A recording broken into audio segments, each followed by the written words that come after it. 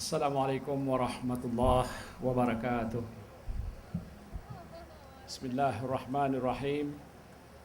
Alhamdulillahi rabbil alamin, wassalatu wassalamu ala asyrafil anbiya'i wal mursalin wa ala alihi wa sahbihi ajmain.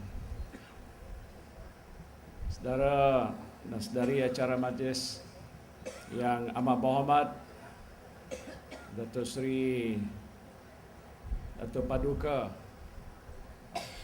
Mukhris Tun Mahathir, Menteri Besar Negeri Kedah Darul Aman, yang berhormat Datuk Seri Jamil Khair, Menteri Jabatan Perdana Menteri dan juga Ahli Parlimen Jerai, yang juga sekarang ni Ketua UMNO bahagian Jerai, dan juga Datin Seri yang berhormat Datuk Tajuddin Abdul Rahman, Timbalan Menteri Pertanian dan Industri Asas Tani, dan Datin ahli-ahli Majlis Mesyuarat Kerajaan Negeri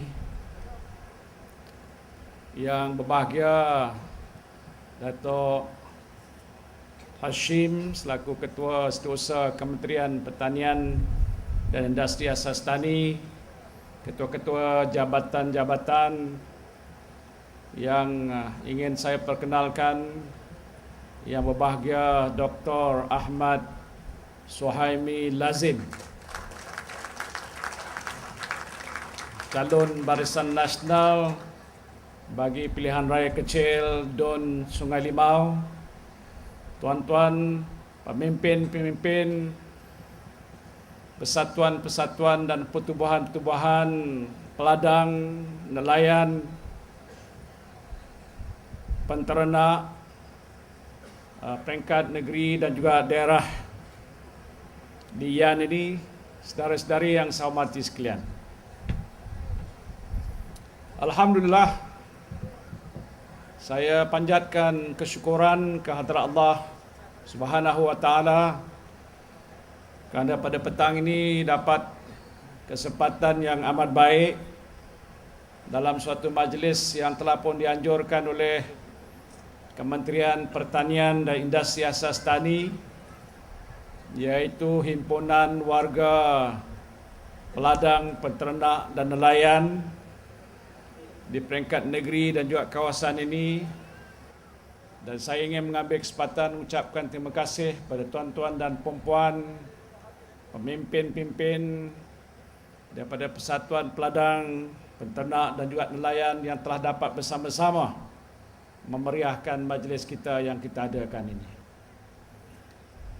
Tentulah kita rasa cukup berbangga kerana usaha masih terus kita lakukan untuk memertabatkan pertanian sebagai suatu agenda pembangunan penting di negara kita ini.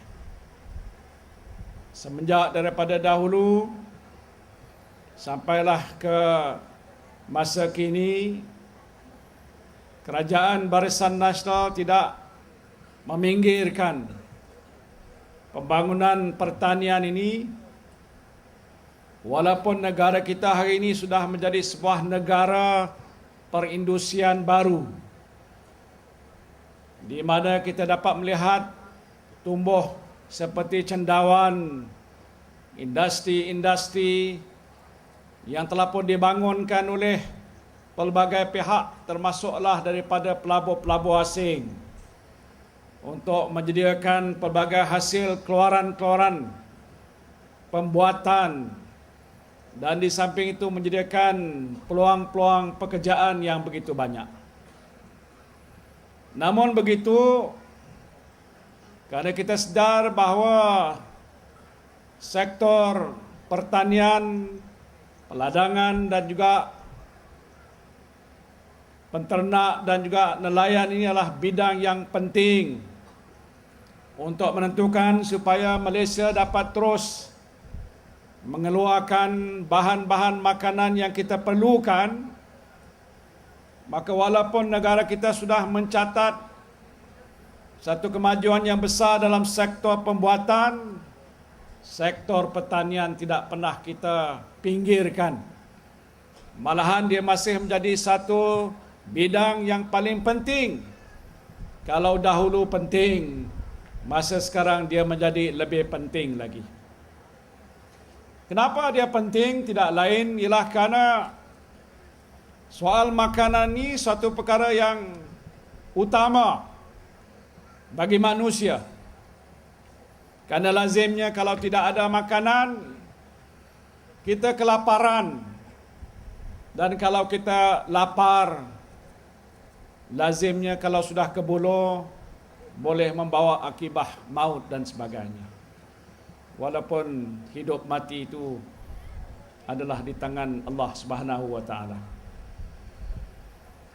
Maka semenjak daripada dahulu kita nak menentukan Malaysia ni mempunyai bekalan bahan makanan yang mencukupi.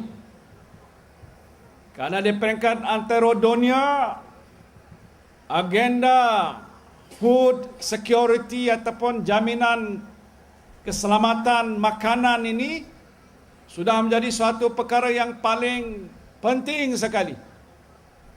Dalam mesyuarat-mesyuarat yang disertai oleh banyak pemimpin-pemimpin dan ketua-ketua negara, termasuklah Perdana Menteri kita, antara agenda yang biasa dikemukakan dalam perbincangan itu ialah bagaimana dunia boleh mengeluarkan bahan makanan yang mencukupi untuk menentukan bahawa masyarakat dunia mempunyai makanan, dan dengan sebab itu tidak akan berlaku kebuluran.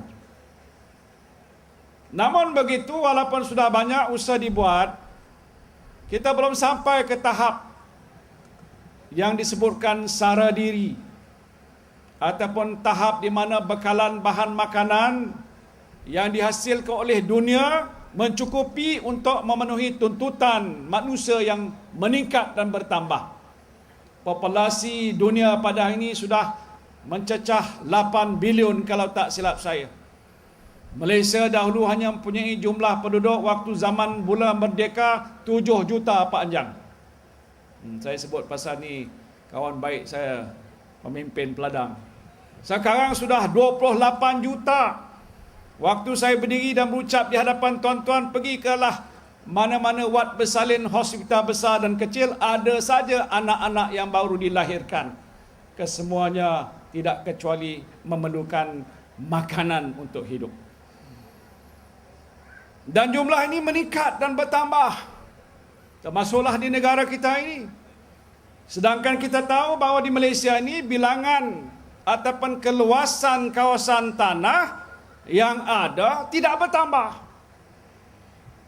Kalau dulu kita ada satu relong, bangun pagi doa panjang mana pun dia tak jadi 2 relong.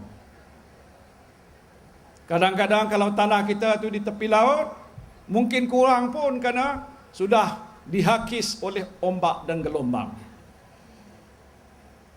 Dan kawasan-kawasan yang boleh digunakan untuk pertanian ini semakin hari semakin kurang. Kerana kawasan-kawasan, lihat sajalah di sekitar di negeri Kedah dan tempat-tempat lain. Kerana keperluan untuk kita bina rumah dan juga kedai-kedai untuk digunakan untuk kediaman dan penjagaan makin meningkat dan bertambah. Kawasan-kawasan sawah sudah diubah syarat menjadi kawasan-kawasan pembangunan perumahan dan juga pembangunan-pembangunan yang bukan pertanian. Jadi penduduk bertambah, keluasan tanah tidak bertambah.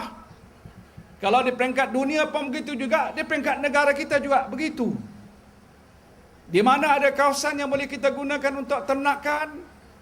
Dahulu saya ingat waktu saya jadi penolong pegawai daerah, ada kawasan tanah yang dikatakan rizab untuk ternakan. Sekarang ni dah tak ada rizab dah lesap. Dah jadi kawasan-kawasan pembangunan dan sebagainya. Demikian juga soal bekalan ikan. Dahulu dikatakan kalau pergi ke laut, mungkin tak payah duduk berjam-jam sampai pagi ke malam. Boleh pulang dan bawa ikan mungkin berkilo-kilo.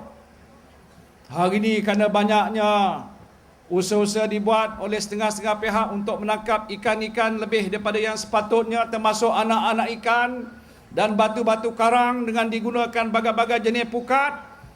apa yang disebutkan overfishing bukan saja di Malaysia, di banyak negara, hasil ikan makin lama makin berkurangan.